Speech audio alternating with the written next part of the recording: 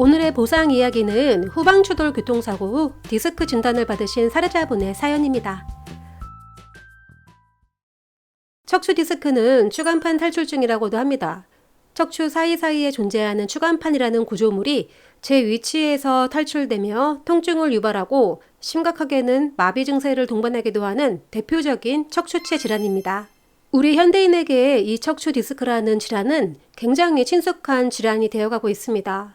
과거와 달리 현대인의 하루 일과 중 운동을 하는 시간이 현저히 줄었기 때문입니다. 장시간 컴퓨터나 스마트폰을 사용하고 하루 종일 같은 자세를 유지하는 것은 척추 건강에 특히나 안 좋은 영향을 줍니다. 20대가 넘어가면서 척추 건강은 노화하기 시작하는데 스스로 건강을 위하여 노력하지 않는다면 우리는 언젠간 척추 디스크 진단을 받고 말 것입니다. 심지어 이미 디스크가 있음에도 별다른 증상이 나타나지 않아서 인지하지 못하고 계시는 분들도 상당히 많습니다. 바로 이 대목에서 교통사고 디스크 진단 이후에 합의금 산정에 보험사와 피해자 간에 큰 마찰이 생기기 시작합니다. 멀쩡히 정차 중인 차를 느닷없이 뒤에서 충돌한 사고의 피해자라면 그 사고에서 잘못한 게 단 하나도 없기 때문에 매우 억울하실 거라는 것은 저 역시도 겪어보았기에 그 누구보다 잘 안다고 말씀드릴 수 있습니다. 그러나 억울하다는 이유만으로는 보험회사가 넉넉한 합의금을 제시하지 않습니다. 합의금을 산정하는 과정은 객관적인 근거가 필요하기 때문입니다. 만약 억울한 정도를 객관화할 수 있고 그로 인한 손해를 법원에서도 인정하거나 자동차 보험 약관에서 보상하도록 명시되어 있다면 그에 걸맞게 보상이 가능하겠지만 현실은 그렇지 않습니다. 오늘 제가 교통사고 디스크 피해자분들께 전하고자 하는 메시지가 결코 보험회사 편에서 말씀드리는 것이 아닌 피해자분들을 위한 내용이라는 것을 먼저 말씀드리며 10수년간 보험회사의 반대편에서 그리고 피해자들의 편에서 손해사정 업무를 해왔다는 점 역시 기억해 주셨으면 합니다. 좋아요, 구독, 알림 설정 부탁드려요. 여보세요. 후방추돌 교통사고 피해자인데요. 허리가 멀쩡했는데 이번에 디스크 진단이 나왔습니다. 이미 수많은 교통사고 디스크 사건을 처리한 경험이 있는 저희 손해사정법인은 기존 위임자의 소개, 인터넷 검색 등 다양한 루트를 통해 문의 주시는 분들께서 자주 말씀하시는 내용입니다. 후방추돌 교통사고 디스크 합의금에서 디스크 진단이 빠지면 안 되는 것은 분명한 사실입니다. 하지만 절대로 그게 전부가 아닙니다. 앞서 언급하였듯 디스크는 기본적으로 척추체의 질환, 즉 질병이기 때문에 교통사고로 진단이 나왔다고 한들 그 교통사고와의 인과관계를 입증하는 것이 손해사정에서의 핵심이라고 할 수 있습니다.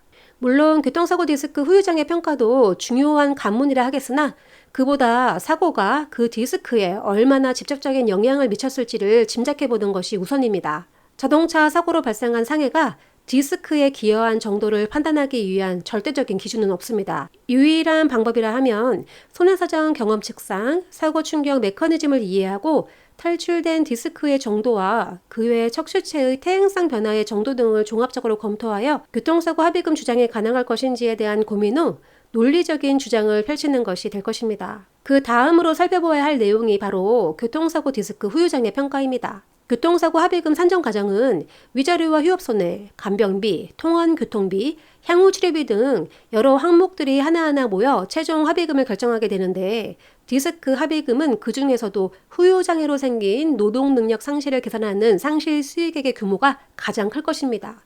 맥브라이드식 장애평가 기준에 따른 노동능력 상실률과 그 상실 기간을 보험회사에 주장하기 위해서는 신경외과 전문의로부터 평가받아야 합니다. 수도 없이 많은 교통사고 디스크 진단 손해사정을 수임하여 얼추 짐작하는 것과 실제 전문의의 평가 결과가 엇비슷하긴 하지만 보험회사의 손해사정 결과로 주장하기엔 객관적 자료가 반드시 필요하므로 이 과정도 결코 생략되어서는 안 됩니다. 모든 자료들이 준비된 후에야 비로소 교통사고 디스크 합의금 산정이 가능하고 보험회사에도 그 금액을 당당히 주장할 수 있게 됩니다. 간혹 이러한 절차를 거치지 않더라도 보험회사로부터 디스크 보상금을 받았다는 주변 사례를 언급하시는 분들도 계시는데 당연히 보험사 담당자로부터 어느 정도 동의를 얻어낼 수 있지만 제가 소개해드린 대로 모든 객관적 자료를 준비하고 손해사정서에 담아 합당한 손해배상액을 주장하는 것과는 확연한 차이가 있습니다.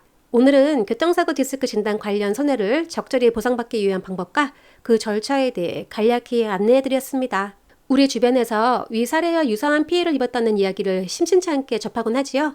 그만큼 보험회사에 청구되는 빈도도 실제로 굉장히 높습니다. 그러나 대표적인 척추 질병 진단을 자동차 사고 상해로 인정받고 그 합의금을 받는 것이 과연 쉬운 일인지는 굳이 말씀드리지 않아도 다들 잘 아실 거라고 생각합니다.